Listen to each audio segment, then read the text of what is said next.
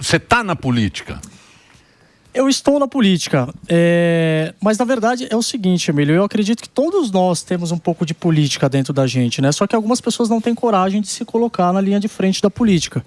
E num determinado momento na minha vida, quando eu me aposentei do UFC, eu me aposentei muito cedo, com 30 anos de idade, porque eu realmente quis me aposentar, eu cheguei no meu limite ali físico, mental, eu senti a necessidade de me colocar à disposição. E muitas pessoas têm medo do que você vai... a resposta que você vai ter do público. Eu não tive, eu coloquei meu nome aí na disposição. Se as pessoas realmente confiarem em mim, confiarem nos meus projetos, confiarem naquilo que eu represento para a sociedade, meu nome está aqui. Mas agora você está trabalhando com política, né? Eu trabalho com política. Eu trabalho dentro do gabinete do Lucas Pavanato. Na liderança do Pavanatinho. Do Pavanatinho. Isso. Do Pra ele não Pavanatinho. apanhar, inclusive. Pavanatinho. Eu sou quase que o segurança. Você é o segurança, você é o guarda-costas. É bom ter um cara do UFC. Que ele põe pilha na turma, na faculdade. Por isso que o Pavanato é aquele macho. Isso, agora que eu descobri. Brigou com a... Ora. Não, ele brigou com a... Com todo mundo. Com a boiceta, lembra? Brigou, Vem me pegar. Bota aí. Por quê? Aí ele corre porque tem o sertanejo ali. Aí até eu que sou O sertanejo fica com a sunga da Bad Boy só esperando pra derrubar os caras. Mas os caras falam, pô, cara, a gente tá aqui, a gente tá protegendo, mas de verdade, eu não falo isso da boca pra fora.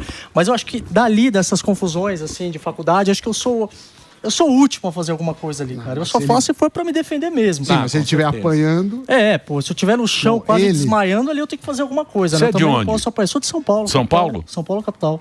E aí você tava no UFC? Tava no UFC, eu me aposentei em 2019 do UFC, eu fiquei quase uma década no evento. Eu tava num momento muito bom na minha carreira, eu ainda tinha algumas lutas para fazer no contrato, só que ali foi uma série de decisões que eu tive que colocar na balança, né? Tinha acabado de nascer o meu primeiro filho, o Theo, hoje eu tenho 4 filhos, sou casado com a Lucilene, que é jornalista também. E você começa a colocar um pouco na balança se vale realmente a pena você continuar. Porque é um esporte de risco. É um esporte agressivo. Se eu falar que não, eu tô mentindo. Não é um Sequelas, né? Muitos lutadores Você nunca jogou pickleball. Mas a política é pior. Você tá de cabelo branco, você não tinha cabelo branco, irmão. Você já tá ficando até careca, Tô ficando careca. Eu acho que é muito pela política mesmo. Mas voltando, ali você começa a colocar na balança, né, cara? Eu vejo atletas hoje que levaram um pouco mais do que deveria e que você não consegue dialogar com o cara, porque tem sequelas. É um esporte agressivo, não é um esporte violento, é um esporte agressivo. Eu não vou ficar citando nome, não, os caras vão querer me bater depois aqui. O Zuckerman, por exemplo, falou que você é um lutador mais ou menos. Eu não sei se você ouviu ele falando. Eu vi, cara. Fala agora na cara dele, bonitão. Ao contrário do lutador de sumo dessa baleia. Não, fala na cara do cara. Eu não falo fiz cobertura de UFC. Existe o ranking de top 10 lutadores. Você falou que ele é um porcaria. Só dele ter passado pelo UFC já é grandioso. Sim. Mas entre os lutadores, se você pegar os nomes brasileiros que a gente tem, o ranking você tava em ascensão. Tanto que ele parou. Ele poderia ter chegado nesse lugar. Agora mudou. Exatamente. Arregou. Cara, esse discurso dele tá muito mais legal que o outro, cara. O outro tava meio puto, agora eu tô quase te dando um abraço aqui, velho. Mas falei que você é amigo do Iê. Posso fazer uma pergunta em relação a tudo isso? Você não acha que na política também agora tem uma coisa que a gente fala que é o político da rede social? Precisa da ferramenta para engajar. Sim. Mas o que é de proposta de fato? Você assim tem vontade de fazer de execução de proposta, cara? É isso que eu vou lutar pelo Brasil. Tá, a política, por si só, ela é uma guerra que a gente está vivendo. Uma guerra cultural, uma guerra... Eu sou cristão, eu sou católico, eu acredito muito nessa questão espiritual também. A gente vê que existe essa guerra. E eu vejo que a gente está muito bem representado à direita nessa linha de frente, que é essa linha que debate, essa linha que expõe as narrativas contrárias, essa linha que fala sobre a distorção da realidade. E como existe na guerra a linha de frente, existe o cara que é o comandante, existe o cara que é o que faz a estratégia, eu me coloco numa outra posição. Eu venho das artes marciais, eu venho de uma coisa chamada disciplina, eu venho de uma coisa chamada hierarquia, sobre respeito, sobre você tomar pancada na cabeça e ter que andar para frente, sobre você olhar para o adversário e não enxergar um inimigo e sim um adversário. Então, durante muito tempo, a direita perdeu um pouco o espaço na questão social. Tanto que eu gosto muito de projeto social, eu visito muito o projeto social, inclusive o Pavanato me deu uma abertura muito grande dentro do gabinete dele para ajudar esses projetos, principalmente voltados para a luta. E quando eu começo a visitar esses projetos, eu recebo vários directs, falei, cara, esse cara vai virar de esquerda. Por quê? Você está levantando a pauta de projeto social, porque que nós somos, super importante. Exatamente, nós somos rotulados como pessoas que simplesmente debatem, e não é verdade. o social, ele vem, para começar, primeiro de conversa, ele vem da igreja, ele vem de milhares de anos atrás. Isso vem do lado do conservadorismo. Só que, durante muito tempo, a direita deixou esse espaço vazio, oficina do diabo, a esquerda foi lá e tomou conta. Então, a gente precisa olhar um pouco mais para o projeto social. Eu estava visitando uma comunidade recentemente, a 30 minutos da minha casa, e eu não imaginava que existe um lugar tão insalubre do lado da minha casa, onde existia uma família com um casal, um marido preso, 4 crianças sem estar na escola, vivendo num barraco completamente arrebentado, não tinha saneamento básico, não tinha nada do lado da minha casa, Zurkman. Então, assim... Mora onde? É Morumbi? Eu moro no Morumbi. Paraisópolis? Não era. Era ali perto do Taboão da Serra. É uma comunidadezinha que eles fizeram agora ali, inclusive tá num processo de retirar essas famílias de lá, a gente está tentando ajudar. Então, quando eu começo a falar disso, as pessoas acabam achando que eu sou um cara de esquerda. Muito pelo contrário, a direita são valores de direita, valores de família, valores de uma série de coisas. Mas eu também tenho que olhar para o projeto social. Eu não posso entrar numa comunidade e todos os barracos lá tá a foto do Lula, falar, cara, aqui eu não entro. Por quê? Porque eu vou estar deixando de fazer aquilo que eu fui chamado para fazer. Ocupou esse espaço. Exatamente. Porque hoje em dia o pessoal confunde o projeto social com a esmola, né? De você só dar bolsa, só dar vale e não fazer aquela pessoa ascender na vida, né? Como que você enxerga isso? O que você acha que dá para fazer por essas pessoas? E não ficar só no assistencialismo, dar bolsa, qualquer coisa para a pessoa.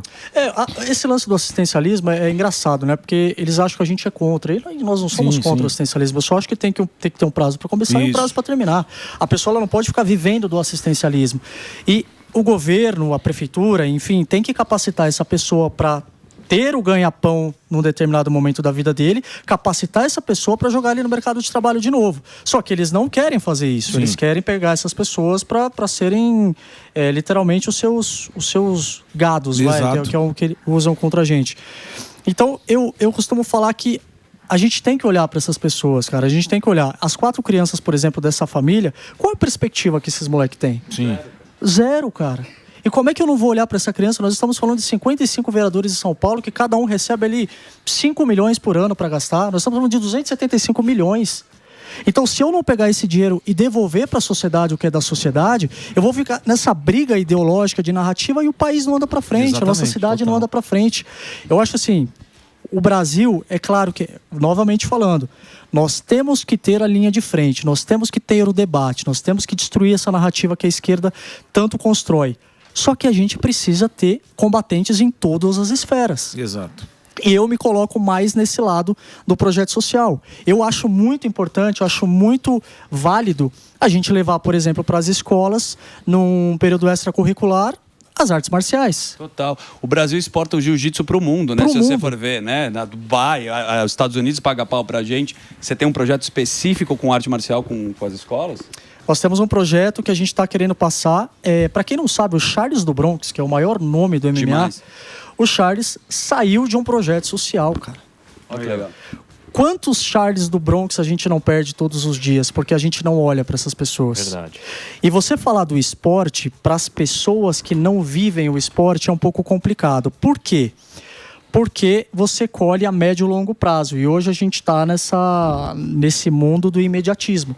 Então, quando eu entrava, por exemplo, na minha campanha dentro da comunidade, falava, eu tenho um projeto assim, para pegar o seu filho, ele vai sair da escola, eu vou colocar o seu filho no tatame, a gente vai ensinar valores, princípios, hierarquia. O seu filho vai ter uma construção de caráter dentro do tatame. A dona Maria, ela falava, eu preciso de saneamento básico, eu preciso de segurança, eu preciso do gás, eu não tenho gás, você consegue me ajudar com a conta de luz? Então a gente acaba que nós não somos uma prioridade, infelizmente. Quando eu acho que o esporte deveria ser uma prioridade, porque se a família não toma conta dessa criança, vai existir um vácuo. E é onde o Estado entra. Tem aquela frase, mente vazia, oficina do diabo, criança vazia, oficina do Estado. Então os caras vão tomar essas crianças para eles e aí vai virar manobra. Então a gente precisa conscientizar as pessoas da importância do esporte. É claro que tem outros projetos, o Lucas tem feito um trabalho muito bom aqui em São Paulo, destinando verbas... Eu gostei dele que ele votou contra o IPTU. Contra o IPTU. Foi o único. Diferente foi no banheiro. Diferente de outros. De uma galera. Que fala que não quer aumentar, né? E outras. Ele votou contra. Ele votou contra, eu tava no dia. Ele é do partido do... Que partido que PL. ele é? Do PL, né? PL. PL. Agora me fala uma coisa. Eu tô agora do lado do Maquiavel. O Nicolau Maquiavel. Não quero saber. Esse negócio de... Porque o Maquiavel fala o quê? Ele fala do poder. Ele fala como é que a pessoa atinge o poder. Aí ele fala, ou é pela virtude, e a virtude aí não é virtude moral. É o cara que tem a capacidade, tem a habilidade de saber onde é que vai mexer e tem a coragem de fazer. Sim. Então ele fala, isso é virtude. E tem também a fortuna, que a fortuna é a sorte. Então determinadas coisas acontecem que acabam te dando poder. Você está inquilado, você sente que você está inquilado, porque você pode ser um cara das lutas marciais e em cima disso você vai vender uma ideia e a pessoa vai falar, olha, realmente ele é bom, mas aí é a sorte, é a fortuna que te deu essa capacidade. Tem muitos assim. Só que chega na hora, não tem habilidade de fazer o que tem que ser feito. Porque a política não é uma coisa bonita. Exatamente. É uma coisa suja. Jogo pesado. Não é que é pesado. Ela funciona dessa maneira. É uma guerra sem ser guerra. É isso que é a política, né? É você conquistar votos e ter o poder. Porque você tem muito poder. Espaço, ideias. Veja o Donald Trump, veja o Lula, veja os... né? Os líderes. Putin, os líderes. Eles têm muito poder, têm exército na mão. O que você acha desse pensamento maquiavélico? Fuzil estoico. Momento? Eu costumo dizer assim, habilidade a gente aprende com o tempo. Se eu falar para você que eu sou o cara mais habilidoso politicamente, eu vou estar sendo muito mentiroso. Até porque eu acabei, tem 3, 4... máximo 5 anos que eu resolvi de fato viver a política e entrar na política para ajudar da maneira que eu posso. Então, da mesma maneira que a gente entra num tatame sem saber dar um jab, sem saber dar um direto e sem saber fazer porcaria nenhuma, a gente aprende. Você aprende, você se torna uma pessoa hábil para competir. A política é a mesma coisa. A questão de sorte, eu não acredito muito na sorte, tá? Eu acho que quanto mais é aquela velha frase clichê. Quanto mais a gente trabalha, mais sorte a gente tem. Então eu tenho trabalhado muito, tenho me preparado muito, tenho estudado muito, quero entrar numa faculdade para entender um pouco mais de política, para eu também não entrar na cova de leão e ser devorado. Mas eu tenho pessoas muito boas do meu lado que têm me ajudado com isso. O próprio Nicolas, que é um amigo pessoal, tenho ido diariamente lá na Câmara, vivenciando para quando eu assumir eu também não entrar ali completamente cru. Então a gente precisa se preparar todos os dias. Da mesma maneira que eu me preparava no UFC, que eu treinava 4, 5, 6 horas por dia, eu estou fazendo isso com a política. Então eu tenho certeza que aqui um ano eu vou poder estar falando muito mais sobre política, muito mais preparado, muito mais calejado do que hoje. Então eu acho que eu estou indo por esse caminho, muito pé no chão, agradeço muito a Deus pelas oportunidades. Eu costumo falar que o UFC, na verdade, até então era o meu projeto de vida, né? Eu conquistei tudo por causa do UFC, tudo, eu não preciso de mais nada. E eu não falo isso com ego em cima, eu falo isso muito como agradecimento mesmo. Eu conheci a minha esposa por causa do UFC, eu tenho os meus filhos por causa do UFC, eu tenho a minha estrutura financeira por causa do UFC. Em um determinado momento da minha vida, quando eu tomei a decisão, falei, eu vou para a política e não vou mais olhar para trás, foi no momento onde a gente estava praticamente saindo do Brasil. Eu tinha tomado a decisão com a minha esposa da gente ir para fora, da gente se mudar para dar uma qualidade de vida um pouco melhor para os meus filhos. Graças a Deus eu construí um nome no esporte onde eu poderia levar lá para fora. Eu ia estar vivendo muito melhor do que hoje, cara. Eu não ia estar tomando porrada, eu não ia estar tomando ameaça, eu não ia estar colocando a minha cara a tapa num meio que é completamente desleal, que os caras eles não atacam a sua proposta, eles atacam aquilo que você mais defende e mais ama, que é a família, que é o que me deixa pé da vida. É quando o cara começa a misturar tudo e começa a atacar com o seu bem maior. Então, essa decisão... Foi muito infeliz essa escola de samba, né? De fazer. Foi muito infeliz a colocação, a maneira com que Tanto que caiu. Foi tão infeliz que os caras mas não caiu deu... porque acho que é critério técnico. Não, Se mas cai, acho que não é por causa da lata lá, mas eu achei tô dizendo bobo. assim, você ir para uma situação ideológica, fazer uma propaganda política, né? Ano eleitoral, os caras querem, né, cagar regra lá com o negócio, não pegou. Não... Mas você sabe que assim, eu também acho que é questão de pontuação, mas você acha que não tinha gente ali que foi afetada? Pô, cara, eu tenho família. Eu não sei, eu acho que mesmo nesse meio do carnaval, com aquela loucura toda, tem conservadores, tem pessoas boas, acho que a grande maioria, cara. Então eu acho que foi uma mistura de tudo. Eu acho que as pessoas se sentiram realmente atacadas ali. Ô Felipe, você falou do Nicolas. Qual foi o papel dele nessa questão da sua conversão para política? E o que você está achando dessas decisões do Nicolas, a caminhada, e o que você... que muita gente pinta o Nicolas como um possível grande candidato aí à presidência da direita. Foi engraçado. É por isso que eu falo a questão da sorte, né? Que eu não concordo muito, mas a gente pode olhar um pouco mais para essa perspectiva. Eu estava indo para o treino um dia, e aí minha esposa estava fazendo live na época com o Nicolas. Ele não era nem vereador ainda, ele estava começando a aparecer nas redes sociais, e eles estavam falando de ideologia de gênero. Eu passei atrás, estava indo pro treino com a minha mochila, e ele falou, pô, sertanejo aí, tem um cara que é muito fã, que trabalha comigo, que é o Henrique. Ele é muito fã, começou a treinar Muay Thai por causa do sertanejo. Manda um abraço pra ele. E eu entrei, vi um menino na live, falei, pô, cara, abraço aí pro Henrique, abraço pra você. E eu não seguia o Nicolas, eu não sabia quem era o Nicolas. E ali, coincidentemente, uma semana depois, eles vieram para São Paulo. E aí a gente começou a conversar. Não tinha onde os caras ficar. Os caras iam dormir não sei aonde. Eu falei, cara, dorme na minha casa, aqui tem espaço. Aí veio ele, o Pablo. 4 filhos. Não, na época eu tinha acho que 2, 3. Eu nem sei quantos filhos eu tinha. E veio o Pablo e o Henrique. E ali a gente construiu uma amizade. Ali eu pude ver, assim, de perto o coração de um cara que de fato quer mudar o país, sabe?